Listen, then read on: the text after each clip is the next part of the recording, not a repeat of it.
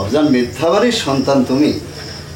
এই গায়ের ৮-১০ জন মানুষের সঙ্গে তোমার তুলনা করলে তো চলবে না। নেই আমার সন্তান হয়ে তুমি ওই ঝিকরগাছার মোবারক মিয়ার বাড়িতে ঘর জামাই থাকবা, এটা তো আমি সহ্য করব না। মোবারক মিয়ার বাড়ি করছেন কেন বাবজা? ওইটা আমার শ্বশুর বাড়ি। শ্বশুর বাড়ি? শ্বশুর বাড়ি মর্যাদা কি তুমি পেয়েছো? পাও নাই। মিছে কথা, আমি গিয়েছি একবার, সেইবার ক্ষীরের পায়েস দিয়েছে। বড় কোনো একটা খাসি বেড়েছে কেবল আমার জন্য। 3খানা তখন, 3খানা পাঞ্জাবি আর 2খানা আলওয়ান দিয়েছে।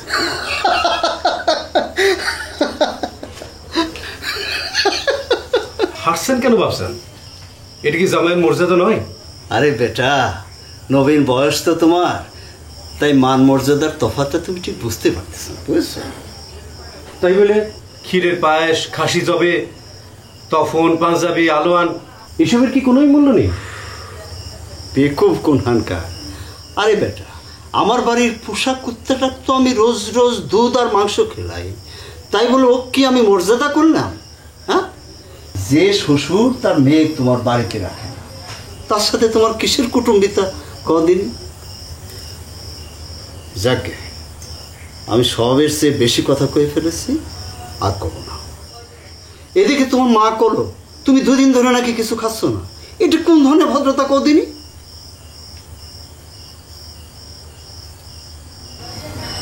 ভাবজান,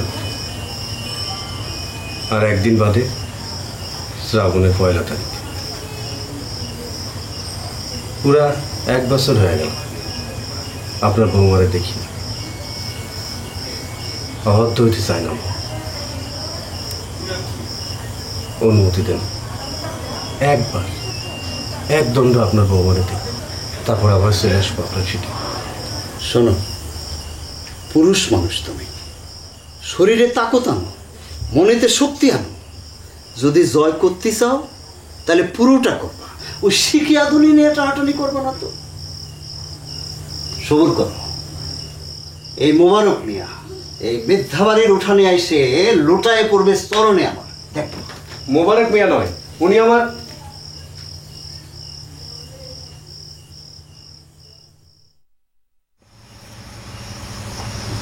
রাজার দুধ যেমন ফরমান নিয়ে যায়, তেমনি ফরমান আমার এই 3খান চিঠি। সাবধানে দিবি,